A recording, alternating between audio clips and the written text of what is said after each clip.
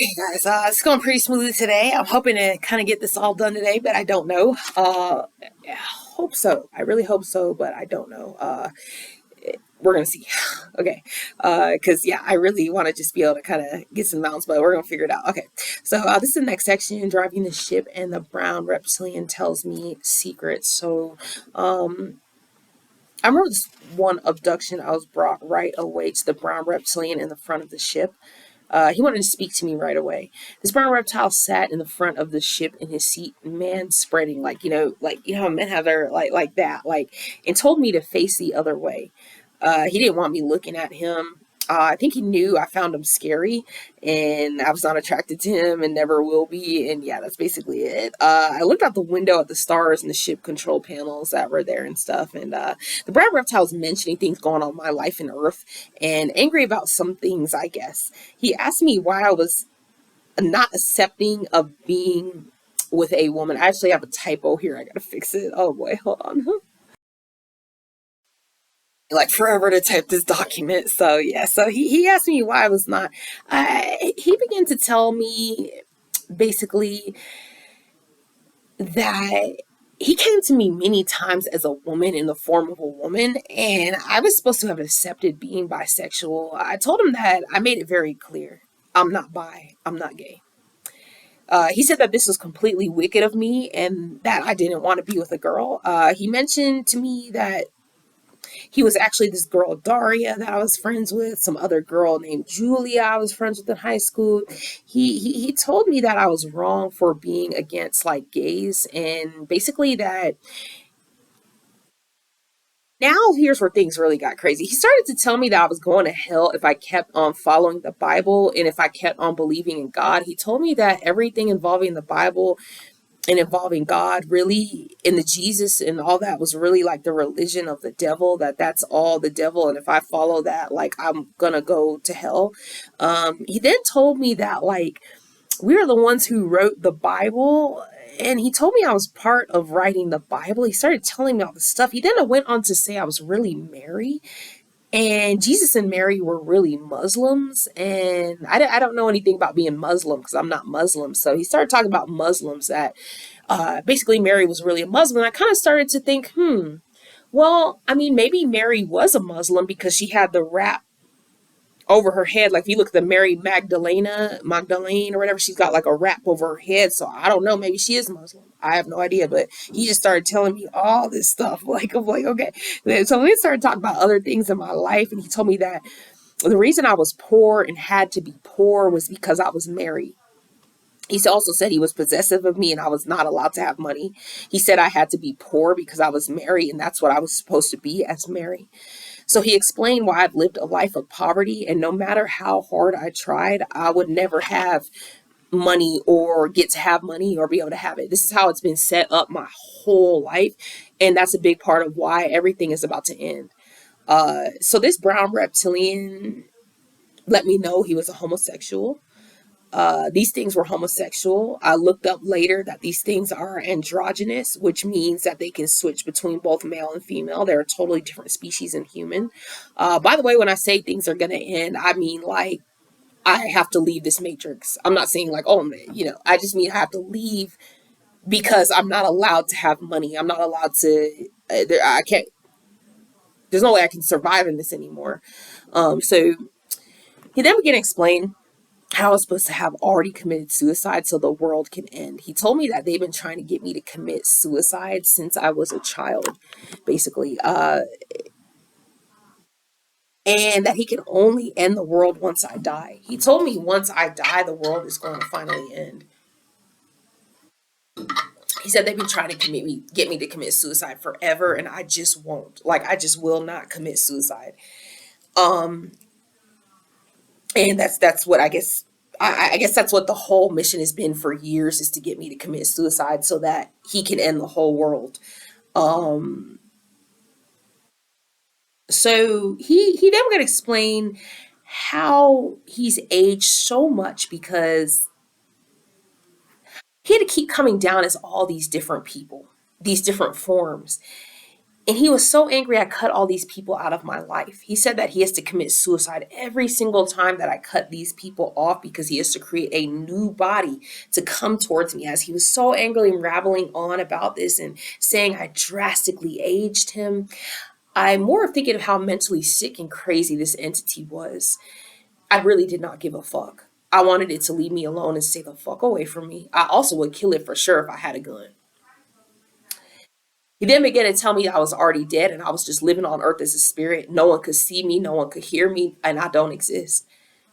It didn't make sense, but I guess it's what it was because I've been alone all my life and been alone ever since this gang stalking began. My life had been bad, but it was really, really bad now. And due to these terrorists, he began to talk even more. He told me I was really not a Libra, I was really a Virgo. He told me that was part of me being married. He told me that I actually was a Leo before and something involving a calendar that switched around and has really been hidden. Um, I don't remember if he said this was a Mayan calendar or what calendar it was. It may have started with the C. Uh, the letter C, I don't know, but he said everything is all wrong. And that's what we were really running on was really that. So all the dates and all our zodiacs are actually one sign over. So I was really a Virgo and not a Libra, he said. The brown reptilian began to speak about the end again and what was coming. He said the world was going to end in August, but it never came. I actually was hoping and waiting for the world to end, and I still am. But this evil world and these entities still keep on running. They still keep on living. They still keep surviving. So he told me that I was very psychic, though, for a lot of that. Oh, wait, sorry. A lot of that was why I was being abducted was due to me being psychic. That was what they wanted from me. He then told me that with creating these babies, he's trying to create another me with my abilities. The brown reptilian told me I could drive the ship. I was told to stand where these buttons and panels were, and you could see space out the window. He told me to use psychic energy to drive. I didn't know how to or what he meant, but I couldn't do it with my eyes open. So I closed my eyes, and then all these kind of visions started coming, and the spaceship started to move. I didn't know I was using psychic energy, but I know whenever I closed my eyes, I saw, visions and stuff. But something happened now where I guess the ship was heading into another alien territory. Now he got really frantic. I had to stop driving and he had to move us so that there wouldn't be a fight or something about territory. I didn't even know what I did. I found it to be very interesting. My reptile also began to tell me that I was really 17 and not 27. He told me that I was a part of why he was possessive of me. Something about the calendar also being wrong. He also said I died many times, but I would never die or age. He pretty much said I had everlasting life, but the truth is, he kept on reviving me when I died and forcing me to live when I'm not even supposed to be here anymore. I learned that Earth is really a torture planet. This is actually a prison planet. The way that this is being set up, I do believe that there is supposed to be peace on Earth, but we are not able to have that with these entities. The brown reptilian also mentioned John. He said John committed suicide and John was never going to come back. And he asked me if I really felt loved by John. And I said, honestly, really. Honestly, not really. He never took me on any dates or showed me off. And I guess that John was just a part of the bodies that he used to come towards me. But he really specifically asked me if I felt loved by John. But maybe in a few in ways I did, but in general, not really, not really. I knew it was just like a friend. He just saw me as a friend with benefits. He didn't see me as anything serious. So the next is traumatic childbirth and death. This was the age 26, 27. This event forever changed my life and had permanent damage resulting from it. This is very graphic. So just note that this is what really was done. I remember one night going into labor once again. It usually always caught me off guard. It would just be so sudden. I remember it began with severe hip pain, and that was going on for a few days. I could barely walk without pain. Um, I remember in the middle of the night waking up screaming in pain. You couldn't help but scream. It was so painful. It just make it hurt so bad. You just can't move. My water broke this time in the bed. It was drenched. Next thing I know, the short gray, he ended up appearing in my room again. And then the bright light came from the device in his hand, and I was transported to the ship again. Abduction again. Um, okay, hold on 1 minute, guys. I'm gonna get a time extension here. Okay, guys, had to extend my time on this computer. Hopefully, I could get the rest of this done, and we can get on with this. Okay, so yes, this is what happened here. So I remember once I was in the hospital bed, I began vomiting. Once I got on the ship, I was in so much pain. I ended up just throwing up. Horrible pain, painful, so extreme. I remember being left alone for hours. They didn't care either. I was being treated so badly. I was just left in labor in a bed alone for hours upon hours alone. The brown reptile was now very angry because these babies were dying from defects, from medications, and that was not my fault or my problem. I guess also the stress, all the stress that they were putting me under, all the gang stalking, that was killing the babies, I guess. And he didn't realize or connect that, oh, well, maybe that's what's going to happen if I'm torturing somebody because I'm so obsessed and I'm so possessive. And so these babies were dying. And so Brown Reptile now was like, we'll see how this baby comes out. And I was expecting it to be another dead or defective baby, but that's not my concern. It wasn't my concern anymore. It never was, because I never even signed up for this. The pain got worse and worse, and the brown reptile was not letting me have an epidural. I remember then the short gray alien nurse gave me some kind of injection in my back or tried to do the epidural clearly, but did not have training, and it did not work. Something was done very wrong with this epidural. It was not done right. This was somebody that I remember crying in pain. It was so severe. I asked him to help me. I needed to be put to sleep or given some pain meds. I begged him to help me. He said he could not help me because it could go very wrong. Then, after I kept bugging, he finally did help me. He focused his energy staring at me with his like very black, hollow eyes. And then the next thing I know, whatever pain stopped, but I ended up in another world. It was strange. I guess I ended up dying or something. Because now I suddenly was in some empty apartment. I kind of thought it was nice. Oh, I had my own apartment. I remember there being a bed and that was cool. Next thing I know, these men broke into the apartment trying to rape me. Somehow I got away and like young Pharaoh appeared helping me. We now ended up outside and on the streets. I think maybe we were in Los Angeles where I lived or something like that, state of California or wherever it was. I remember, and everything looked to be maybe the future. Something was involving satanic activity. If you think California is bad, like now I'm getting here, this was like the future of what it's really like, the full satanic activity. I remember we walked through this, me and young Pharaoh were walking on the sidewalk. We were so freaked out. There was shit all over the sidewalk, feces. We were grossed out and scared. There was constant crime going on. I mean, it was nonstop crime. It was scary. Now we somehow ended up somewhere else, but young Pharaoh was like no longer there. A lot of scary things were happening. I was now in some random office with two Japanese men. I had no clothes. I asked for clothes, didn't have any. They had some kind of phones in the office. I spoke to them in Japanese, and they always replied in English. I actually spoke Japanese pretty fluently when I was in high school. I took a class, and I also wrote in it as well, hiragana. But due to stalking, bullying, I had to end the class and switch out of it. These men seemed to maybe be testing on me or something. But I remember the room was kind of like a dojo room with like wooden sliding doors. I played on some kind of fax machine on the carpet or something like that. It was really kind of weird. And I was, naked. It was weird. Something occurred where something really scary was happening now, but I can't remember exactly. But a lot was going on in this room, and I needed to get out of there as soon as possible. Next thing I know, this kind of hand stretched out through the ceiling and grabbed me. I remember when I died on the table, the brown reptile and then the red-headed woman grabbed onto me and were trying to bring me back in some kind of way. It was almost like I could see them, like when I was falling down or wherever I was going. It's like I could see them through whatever this. It was like almost like a portal. It was like I could see them when I was falling, like them go. It was so weird. Like I felt out of my body or something. Um, so I guess the redhead woman was upset because the baby died. The baby was supposed to go to her, I guess they had told me. That's what the brown reptile told me because she could not have babies. I was once again being used as a surrogate. I noticed this red haired woman also stalking me around town as well. She was very evil. I remember her, I just would keep seeing this woman.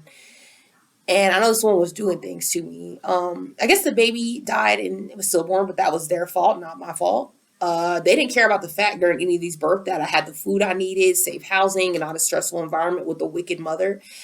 They were also actively poisoning me. They were stalking me, hitting me with frequency type of weapons. The brown reptilian was like so upset. And I remember the last baby that I had, the brown reptile would not let me hold it, snatch it from me. So the baby was dead, but like I said, it was part of the demonic entity. I never should have been used in the first place to create these, whatever they were trying to create, whatever this experiment was.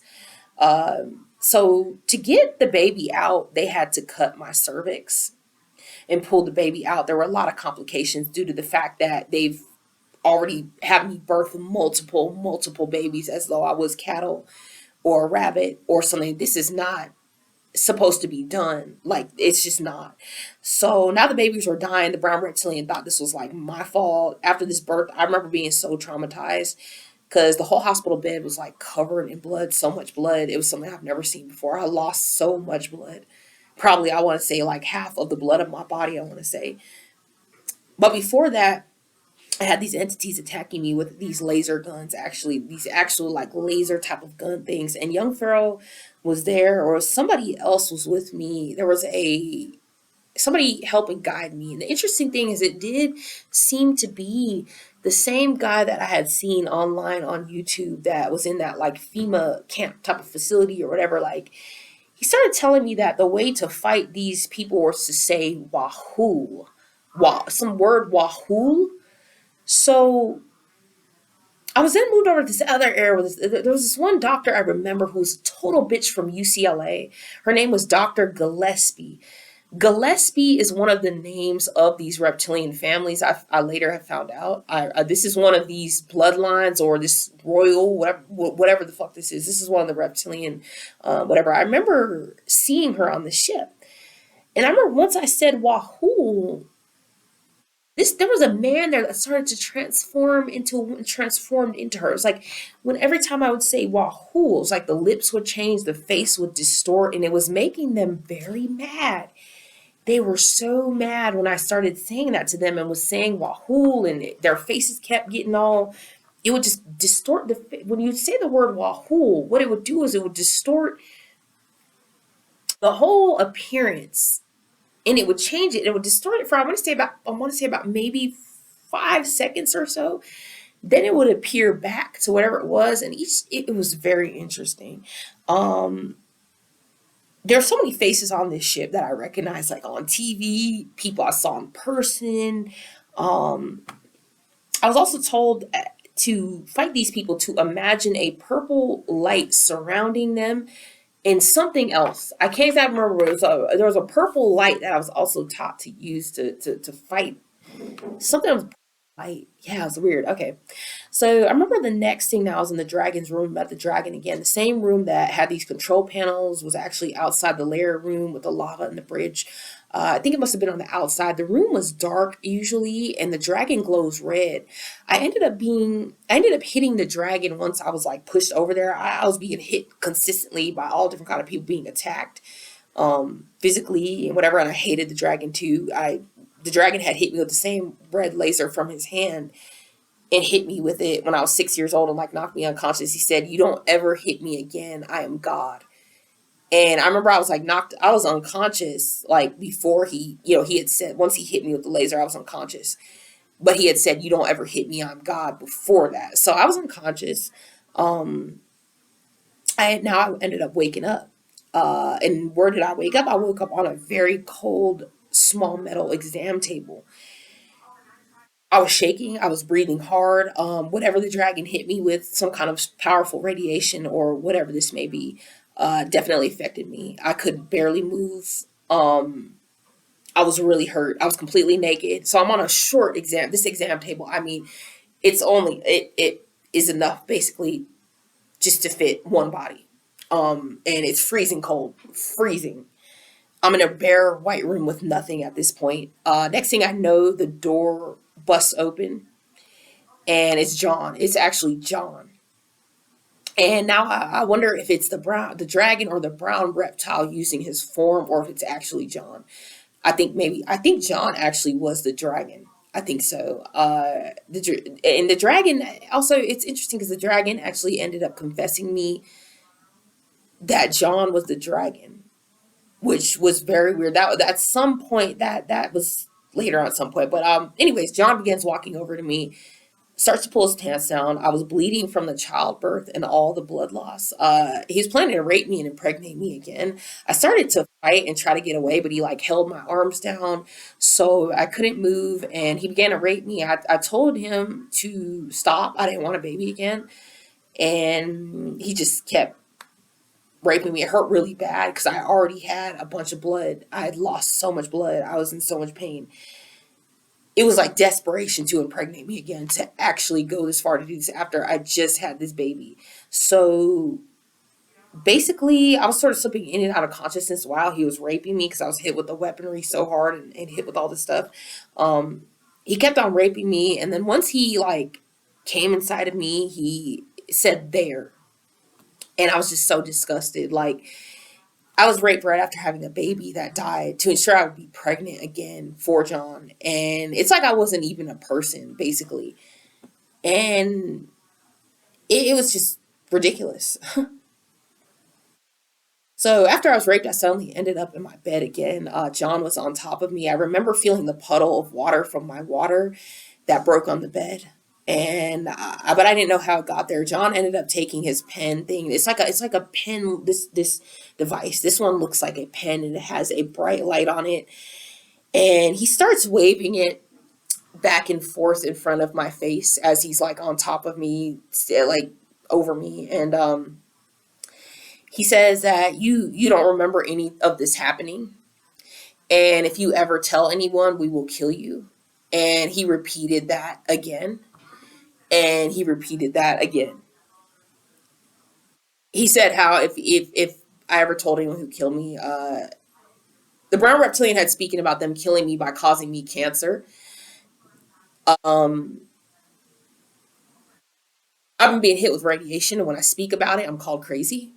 I've had hair loss. I've had actual red burns, like actually red.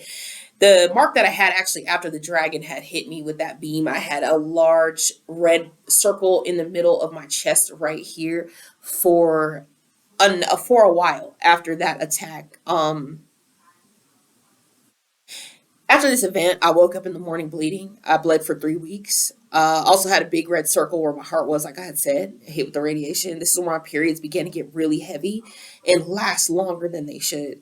I was repeatedly told I did not have anemia despite bleeding through an overnight pad within an hour or less. They were trying to kill me medically and still have been to this day. I have permanent damage now. I have to take a Depo-Provera shot to make the bleeding stop. And it's crazy. I've almost died from all of this blood loss. Doctors have now diagnosed me with adenomyosis and have wanted to give me a hysterectomy. And I never ever got to have a child of my own, ever, because they blocked my love life and have prevented it all. So my womb has basically been property of the U.S. government. I have no rights to my own womb. I have no rights at all. It's basically like they own my womb and have owned my womb since I was a child. Okay, see how much time we have here, 26 minutes. Okay, so next is visiting an internment camp. This was one of the survival missions that they started to put me in on this 2016 testing on me. I remember ending up in this internment camp. There was a Japanese woman there. I remember there was cooking, sewing, some other things we were working on. Very interesting because it was like I was in the 1940s or something. It was like we were taken. It's like a lot of these abductions would be like I'd be taken through some kind of time machine almost. It's interesting. Later, I looked at the house that we were living in Hyde Park at the time. I did some research and I found out that there was a couple that lived there. There was actually a woman who had actually been in an internment camp at some time. She was Japanese, and I believe that was very interesting. That all occurred. Really interesting. So, anyways, next section. I want to make sure I can get this done in the amount of time. 25. Okay. So this is the deep underground military base, human bodies on the table, and lab with white horses and how they shapeshift. So this abduction was very unique. It took a lot of energy and time to get me where they were taking me. First, I remember that all of a sudden, I was flying through the night being held by the brown reptilian. I guess the brown rep has wings and can fly. I remember feeling the air and seeing all the lights beneath us of the city. He was able to fly for a long distance and pretty fast. I now remember being brought through some kind of forest. I remember they had me in something and tarp was covering me, some kind of something was covering me halfway or something like that. I remember this forest being so beautiful. I was just looking up and I was moving. I could see these trees, these beautiful mountain trees. And I remember that being so beautiful. And I just really wanted to live there. I've always wanted to live in the mountains and stuff. And I remember that's where I didn't want to leave. Like I wanted to go be where those trees were, but they brought me somewhere else. There were several people that were wheeling me on something to this location. Next thing I know, I was put on this railroad cart thing. I remember being alone on this railroad cart thing and it took me through dark tunnels. I was now somewhere underground, somewhere in some kind of lab military place. I met a woman named Kate. I will call her Kate because the woman on the YouTube channel, Health Coach Kate, I believe it's spelled Kait, exact same woman. That's the exact same woman that I saw. I strongly believe it is. It looks exactly like the woman I saw, and she lives in Canada too. So I suspect that's why the location may have been in Canada as well. Uh, Kate ended up giving me a tour of this lab and this facility. There are many different rooms and operations and testing going on.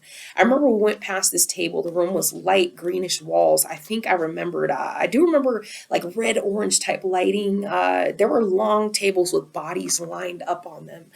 Um, it would be like a green. I remember greenish lighting as well too, like a greenish. They looked like bodies that were being prepped for something. Each body had a piece of paper next to it with several numbers, codes, or something like that. The eyes were open. They looked dead, yet also looked alive. Kate quickly smiled and covered up those bodies with a dark green sheet and said I actually was not supposed to see this area or this part. I was now taking a tour more of the facility, so wasn't supposed to see that. I was now taken to another room and Kate was no longer with me and it was a man in this room. This was really the brown reptilian, I believe. But before that, Kate showed me some stuff on the shelf of this lab. I was showed some little mini white horses and some kind of jelly substance. These horses actually had no fancy tail or looked horsey. They had a horse shape, but they had a horse shape. So if I could kind of describe how they look, actually, I'm going to go ahead. I'm going to draw a quick photo of what those look like. The white horses looked,